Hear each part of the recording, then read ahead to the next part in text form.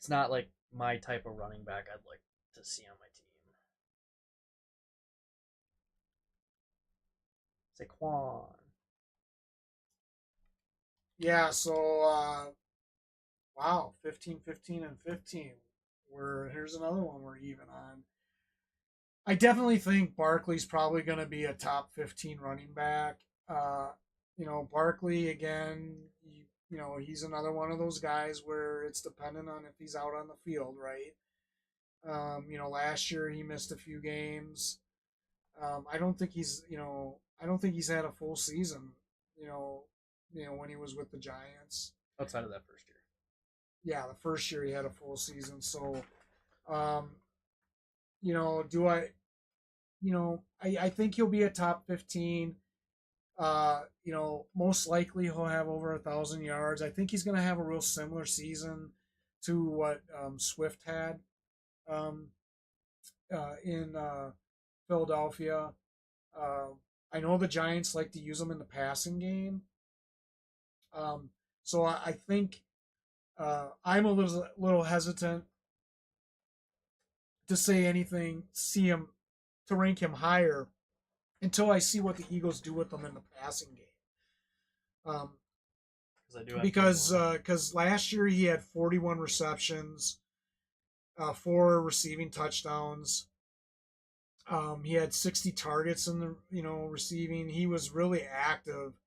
I mean, his rookie year, hell, he had 91 receptions with the Giants and 121 targets. I just don't know where he's going to fit in the passing game of the Eagles. I would love to say that the Eagles are going to pass to him 60 times, but I don't know. I don't know. I don't know with Brown. So that's why I was a little bit hesitant to rank him a little bit higher. That could change if he comes out at the beginning of the year and he's being active in the passing game and stuff. Obviously, his ranking's going to go up. Is he a RB1? I think he's probably. You definitely got to rank him as an RB1, just given his past history. I consider him a lower RB1, and I only say that because I'd like to see him stay healthy. If he stays healthy and he plays a full season and he can do that the next few years, then I would make him higher. I'm higher on some other running backs over Saquon. Quite frankly, that's just me. But I do think that he's definitely going to be in the top 15. If he's really active in their passing game, he could be in the top 10. It just all depends on how they use him in the passing game. And I don't think anybody knows at this point how they're going to do it. Anybody that says they know don't know nothing, because we're not going to know until the regular season how the Eagles potentially use him in their offense in the passing game. He's coming in from a completely different team that used him, differently. Heavily, yeah. So nobody knows at this point exactly what he'll be doing in the passing game. Well, especially when you have Gainwell in the mix too, who the Eagles love to use in their passing game. So well, that's just it. Do I think he's going to get the majority of carries? Yes. 100%. But until I know how involved he's going to be in the passing game, I'm not going to go any higher than 15, and that's why I have him as a lower end. Yeah, and for me, I kind of wish we had him in like Kamara swapped on our list. I probably would agree with you there because in the sense that I think that with Miller, with Miller being a question mark right now and dealing with injuries again and getting in the coach's doghouse, I definitely think that Kamara could have a bigger season. Yeah. So if we were to go back on it right now, guys, we probably would end up swapping those two. I don't know how that would work out, but I'd rather see Kamara in that 15 over Barkley personally. The other thing I'll say about Saquon is that you got Jalen Hurts in the red zone.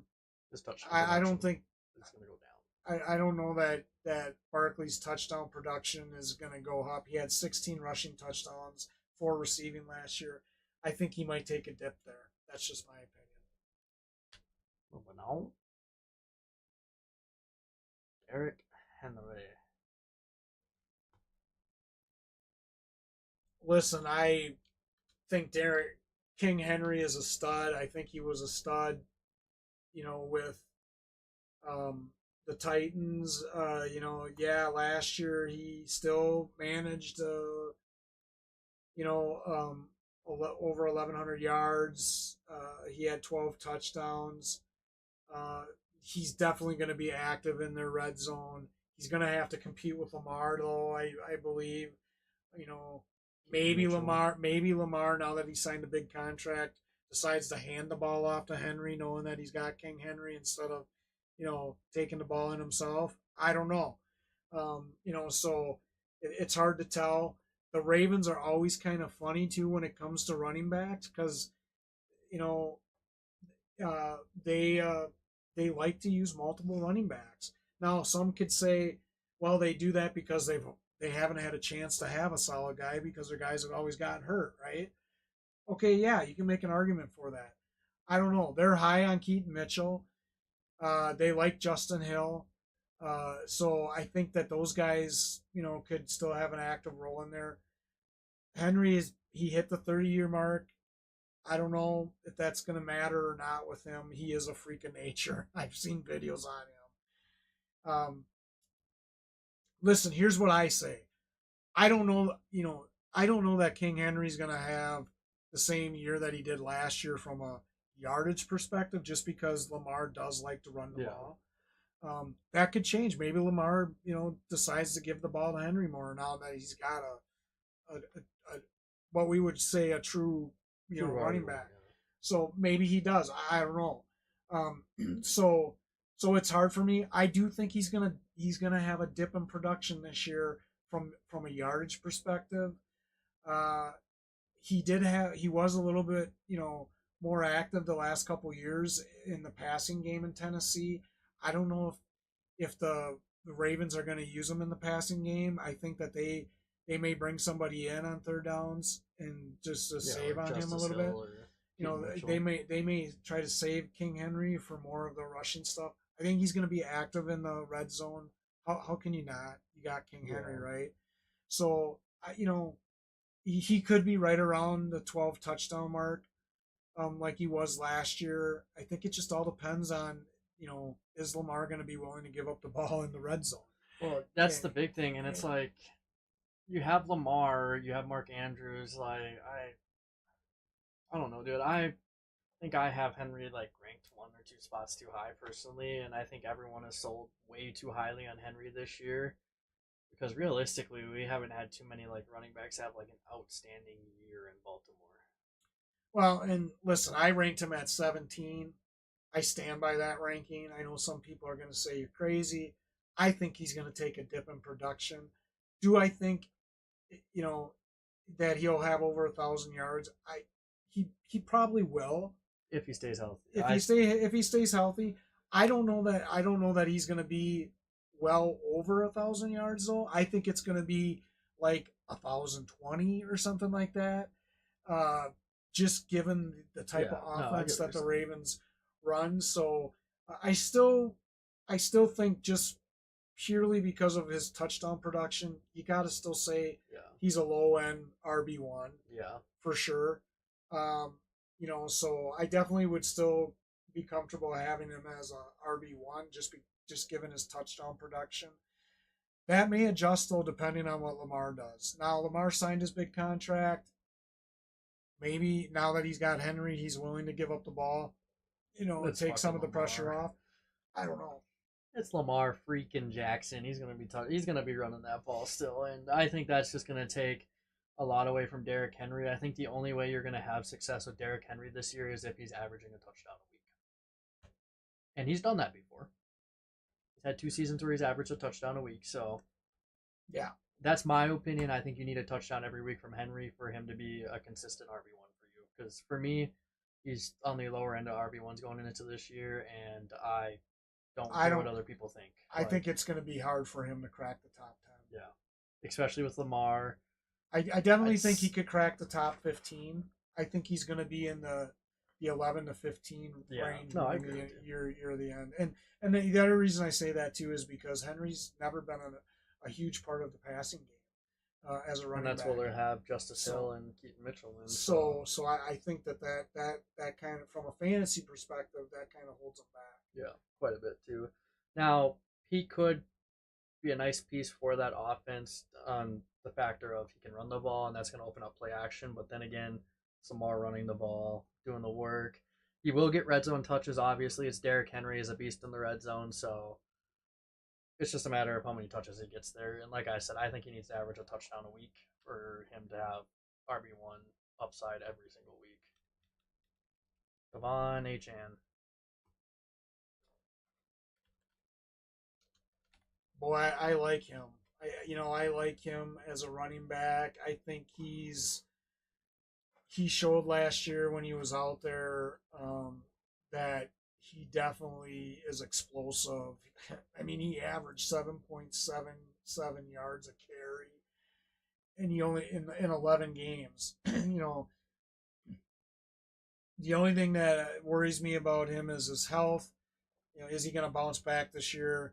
If he bounces back this year and he plays a full season, this is my prediction. He's going to have over 1,000 yards for sure. He could have, if he plays 17 games this year, it wouldn't surprise me if he has over 1,300 yards rushing. I think that they're going to give him the ball more this year than they will Mozart. I think Mozart's going to be reduced to red zone, duties. I think that they're really high on Johnny. Uh, so I think that as long as he's healthy, he's going to be out there touching the ball in the running game. He's just too explosive not to. I think you're going to see his production in the passing game. Obviously, he had almost 30 receptions in 11 games. It wouldn't surprise me if that goes up too. If that's definitely going to go up. He kind of reminds me of Alvin Kamara a little bit. He definitely could have 50 or 60 receptions for sure, if not more. I mean, he could have 70 or so. I think this guy is going to be a really good back this year. Definitely an RB1. I know that I had him ranked at 12. The only reason I had him ranked at 12 is because I really want to see a full year from him. I want to see him on the field. I think that's the only thing that held him back last year. And I think that's the only reason why Mozart had such a great year last year is because this guy wasn't healthy. And I think because Mozart had a good year, I think putting him at like the 12, 13, 14 spot is pretty solid because I think they're still going to use Mozart a decent amount just because of the year he had last year. Well, and look at 11 games. He had 8 touchdowns rushing, 3 touchdowns receiving. He was averaging a touchdown a game right there. This guy is a beast. And yeah, it's the only thing that's holding him back is his ability to stay on the field. So I got him at 12. I know he ended up 13 on this ranking. He stays on the field this year. He's definitely, to me, going to be a top 10 guy, for sure. I definitely, he might surpass some other guys that we have on our list. Oh, 100% could. Too. So, but like I said, I gotta see him stay on the field. I think both of us were thinking this one through pretty well. I think honestly, our whole like top 20 outside of me, I guess maybe one that could be debatable there, but we thought through pretty well from an injury standpoint and from just being logical. And we both know Mozart's going to get some touches this year. Now, if he doesn't do anything within the first half, we can definitely see Achane's production go up quite a bit. And there's definite like RB1, like high RB1 potential out of Devon Achane. Oh, he's definitely an RB1. I think they have every intention on giving him the rock this year. Josh Jacobs.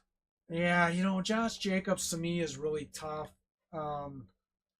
Listen, I had him ranked at 14. I know Wiggs had him a little bit higher than me. Jacobs, again, last year he was active in the passing game for the Raiders. He did have 37 catches.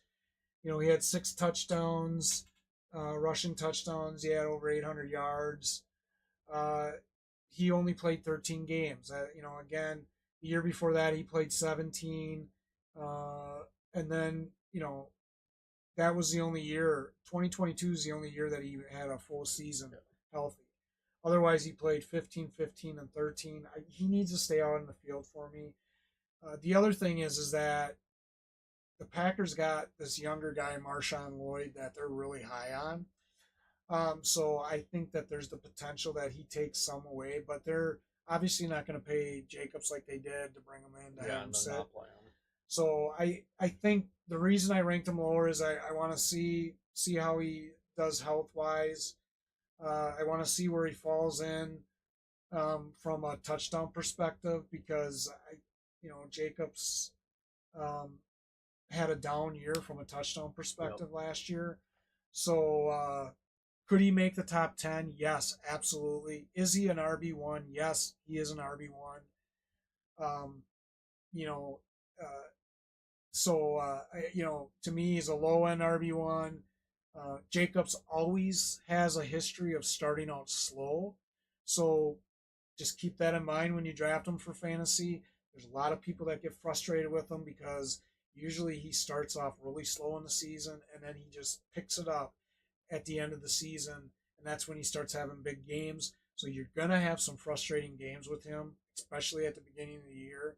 You just need to have some patience with him. Yeah, because when it really matters is the end of the year, right? Right. And if he stayed healthy last year, teams that had him would have had a lot more success. So You just gotta have patience with him. He's definitely an RB1.